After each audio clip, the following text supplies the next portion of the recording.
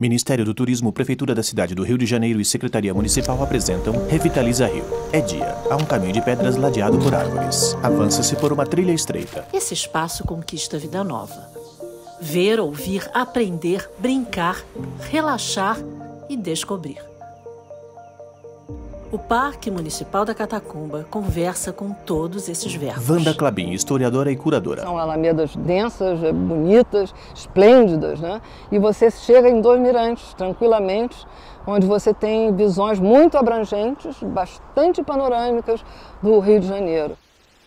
Esculturas têm vocação para o externo, nasceram para os espaços públicos. Se pudessem falar, falariam: olha eu aqui. Vamos caminhando, convivendo e conversando com obras de 32 artistas. E se você quiser saber mais, basta aproximar o seu celular e o QR Code aproxima você dos criadores. Há um QR Code. Sequência de obras: Evangelista Mateus, Alfredo Seschiatti, Oxóssi, Caribé, Raízes Amazonas, Fernando Casas, São Francisco de Assis, Humberto Coso. Criadores e criaturas habitam esse parque. Repare na beleza dessa peça em mármore de Sérgio Camargo, recuperada na sua dignidade graças às mãos engenhosas dos restauradores. A escultura tem formato cilíndrico. Segue o antes e o depois da escultura Acoplamento de Mário Cravo Júnior. Há um banco verde antes, um banco azul depois. Segue o antes e o depois da obra Maternidade de Nelly Romeu Alves. Foi ali mesmo, a céu aberto, que os profissionais mantenedores da memória trabalharam durante o ano áspero de 2020. Luciana Levakov, Carioca DNA, Relação Institucional e Coordenação Geral Revitaliza Rio. O poder privado, junto, unidos, isso não seria possível. Então, o que viabilizou foi o comprometimento das empresas, que estão sim comprometidas, né?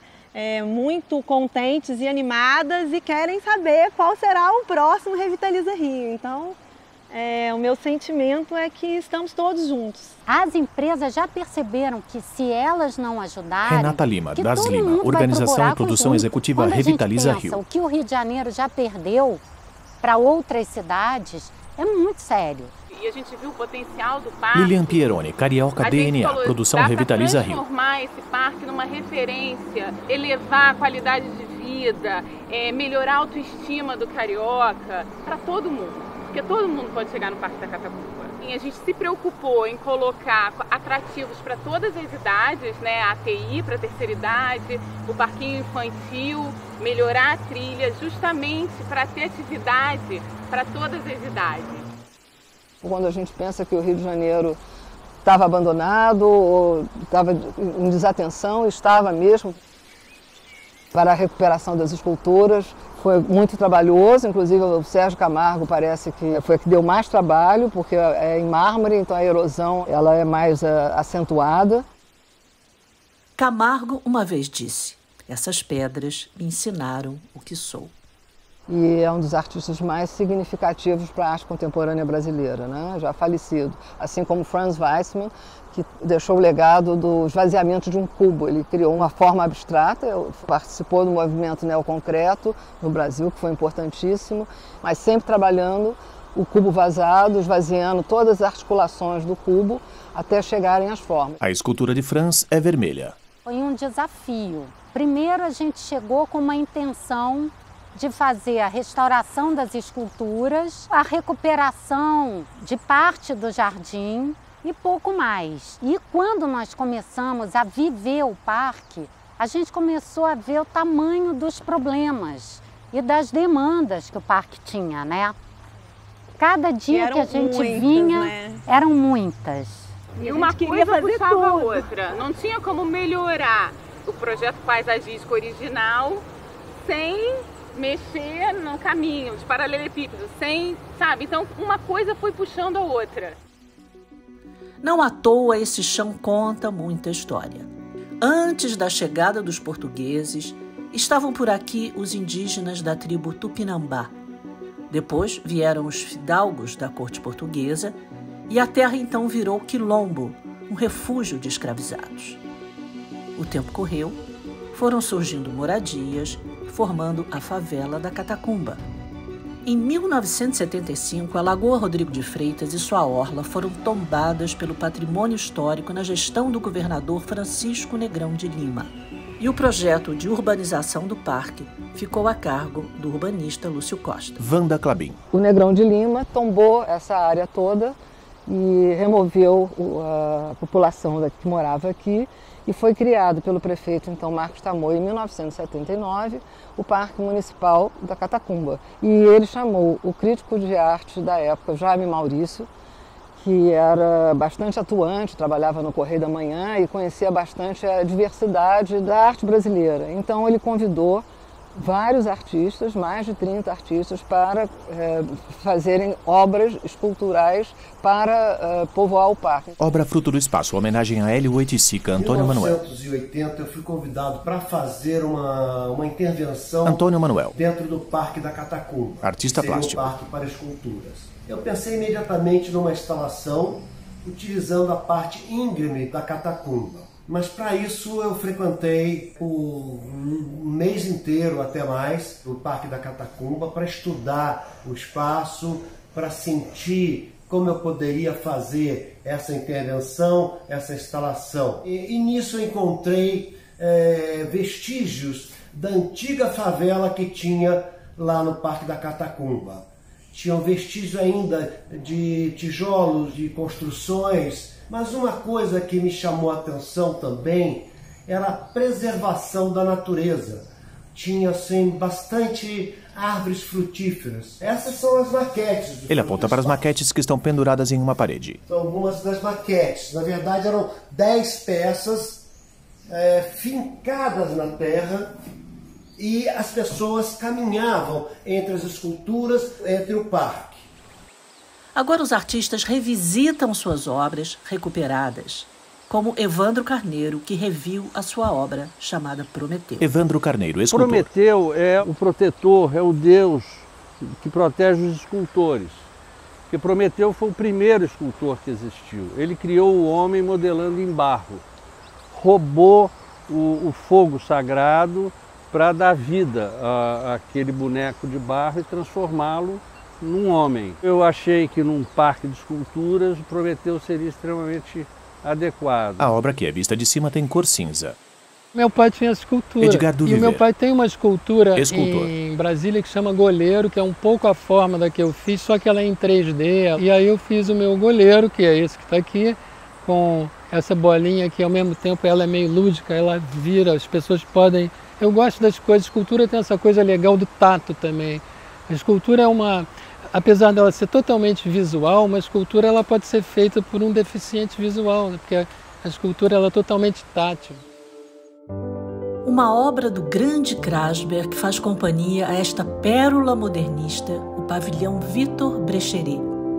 Discreto, mas forte. O pavilhão é branco e cinza. Projeto de Carlos Porto e Leila Beatriz Silveira. Premiado pelo Instituto de Arquitetos do Brasil. Em uma plaquinha se lê Espaço da Terceira Idade. Pois é aqui que os mais velhos terão um lugar de convívio para a troca de afetos. Não é difícil imaginar esse espaço repleto de vida. A sede estava com cupim e com infiltrações muito sérias. Em pouco tempo ia ser fechada. E agora está linda, toda recuperada. Franci Furlani. Para cada área de jardim, a gente identificou famílias de espécies nativas que poderiam estar agrupadas e, nesse sentido, ela está organizada de maneira harmônica. Mais paisagem, arquiteta paisagista. Tudo agora parece mesmo respirar novos ares, mas nem sempre foi assim. Como o sumiço de 2 obras do artista americano Alexander Calder, famoso por seus móveis. Ao longo do tempo elas se perderam, não se sabe o destino que elas tiveram. Ele ficava pendurado ali na entrada do parque à direita. Edgar do Viver. Um belo dia ele sumiu. E eu comecei a perguntar cadê o Calder que estava ali? Aí ninguém meio que sabia.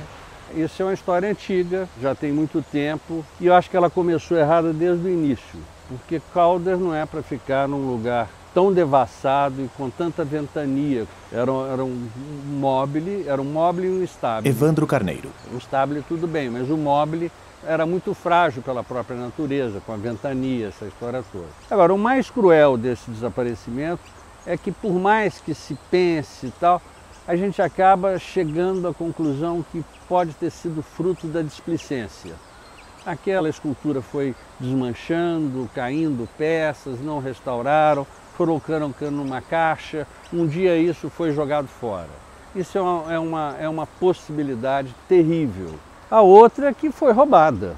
Agora, num país ou numa cidade em que não se acha quem roubou as vigas da perimetral, que eram toneladas de vários metros de coisa, aquilo que foi roubado impunemente, como é que tu vai se encontrar quem roubou umas peças de metal?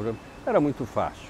Algum incauto passou e viu aquele monte de ferro no chão e acho que levou para ferro velho mesmo. Vêem-se as fotos das obras. Delas ficaram melancolicamente essas fotos. Mas um gigante sobreviveu ao descaso, Bruno Jorge.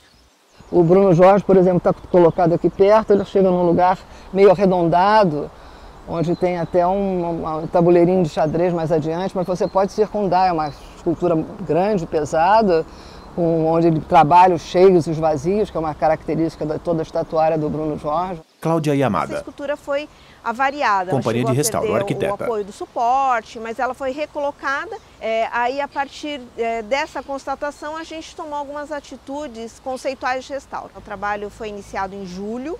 Encerramos a última etapa agora no começo de dezembro. Nesse ritmo, a gente pode perceber que a natureza aqui é muito forte, né? Então a gente tem uma interação muito grande com toda a vegetação. Então as árvores, por exemplo, existem espécies que se depositam nas árvores, que elas lançam essas raízes para absorver a umidade. Por isso que as obras precisam de uma conservação constante. Lilian Pieroni. Uma questão que a gente está muito preocupada é a manutenção do espaço. A gente sabe que o poder público não consegue cuidar de espaços como esse, não da maneira que merecem. E a gente sabe também, por exemplos ao redor do mundo, como é importante a participação da sociedade civil. Então a gente não vê outro caminho para a conservação e manutenção do parque, senão a participação da sociedade civil. E é importante também, eu acho, a vigilância, né, da sociedade civil. Luciana Levakov. Que a gente tem essa capacidade de estar no dia a dia olhando. Então essa participação é muito importante. O visitante deve e merece chamar esse lugar de seu. É uma questão de sobrevivência. No livro Jardins Inspirados, com o texto do Fábio Scarano, ele tem uma pesquisa muito grande sobre espaços verdes em cidades, espaços urbanos verdes. Renata Lima. E existe um estudo que cidades onde tem mais jardins, mais praças, as pessoas vivem mais e melhor. A expectativa de vida é maior, por vários motivos. Primeiro, pela saúde mesmo, que são lugares que você caminha, que você se exercita e que você socializa. Seguem os créditos finais com fotos de alguns espaços do parque e de algumas obras. Ministério do Turismo, Prefeitura da cidade do Rio de Janeiro e Secretaria Municipal de Cultura apresentam Revitaliza Rio. Patrocínio, Lei de Incentivo à Cultura, XP Investimentos, Rede Dor São Luís, BTG Pactual, Sotreg Cat, Estácio, Genial. Apoio, Prefeitura do Rio de Janeiro. Produção, Li. Realização, CCC Carioca DNA, Secretaria Especial da Cultura, Ministério do Turismo, Pátria Amada Brasil, Governo Federal.